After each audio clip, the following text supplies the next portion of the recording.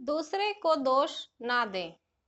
एक व्यापारी कारोबार करने के लिए एक शहर से दूसरे शहर जाता था। बीच में रेगिस्तान का कुछ इलाका पड़ता था। वह आदमी एक नकारात्मक सोच वाला इंसान था। हमेशा शिकायत करता रहता था कि मेरे पास ये नहीं है, मेरे पास वो नहीं है, इसकी कमी है, उसकी कमी है। एक दिन वह रेगिस्तान में से गुजर रहा था। तभी उसकी पानी की बोतल खाली हो जाती है। उसे बड़ी जोर की प्यास लगती है, लेकिन रेगिस्तान में पानी ना मिलने की वजह से उसे बहुत गुस्सा आता है और बोलता है कि कितना खराब जगह है, ना कोई पेड़, ना पानी, रास्ता भी लंबा है, रेगिस्तान पार करना पड़ता है। तभी आसमान की तरफ देख करके कहता है कि भगवान, ये कैसी जगह बना दी है आपने। अगर मेरे पास में बहुत सारा पानी होता, बहुत सारे संसाधन होते, तो इस जगह पर हरियाली कर देता, बहुत सारा पेड़ लगा देता।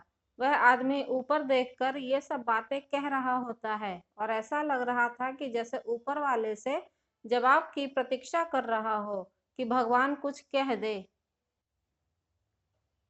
तभी चमत्कार हुआ कि वह जैसे ही नीचे देखा, उसे अपनी आंखों के सामने एक कुआं दिखाई दिया। वह पूरी तरह से घबरा गया, क्योंकि उसने कभी भी उस रेगिस्तान में कुआं नहीं देखा था।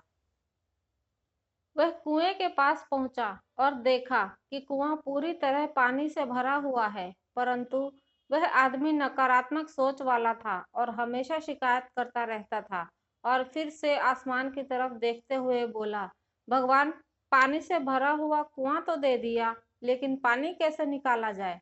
तो इस बार जब वह नीचे देखा, तो फिर से चमत्कार हुआ। उसे कुएं के पास रस्सी और बाल्टी दिखाई दी, लेकिन आदमी फिर से ऊपर देखा और बोला, भगवान, अब इस पानी को कैसे ले जाऊंगा।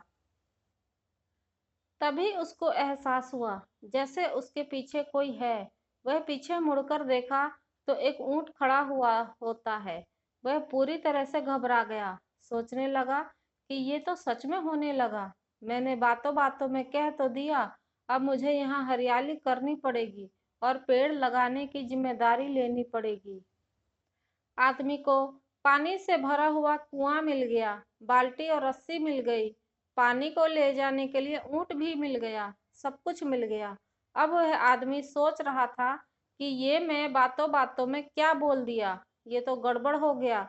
अब वह तेजी से दौड़कर भागने लगा। वह भाग रहा था, उस जिम्मेदारी से बच रहा था। तभी एक कागज उड़ते हुए आया और उसके शरीर से चिपक गया। उसने जब उस कागज को देखा, तो उस पर लिखा हुआ था कि मैंने तुम्हें पानी दिया, कुआं दिया, रस्सी और बाल्टी दिया, पानी को ले जाने के लिए साधन दिया, फिर भी क्यों बचकर भाग रहे हो। उस आदमी को लगा कि मेरे साथ पता नहीं क्या हो रहा है। वह दौड़ते दौड़ते रेगिस्तान को पार कर लिया, लेकिन उस रेगिस्तान को हरा भरा नहीं बनाया। हम में से बहुत सारे लोग ये कहते हैं कि बड़े स्कूल में पढ़ लिया होता या बड़े कॉलेज में चला गया होता तो ये कर लेता, अगर मेरे पास बहुत सारा पैसा होता तो ये कर लेता। हम हमेशा शिकायतें ढूंढा करते हैं, अपनी जिम्मेदारी से बचकर भाग रहे होते हैं।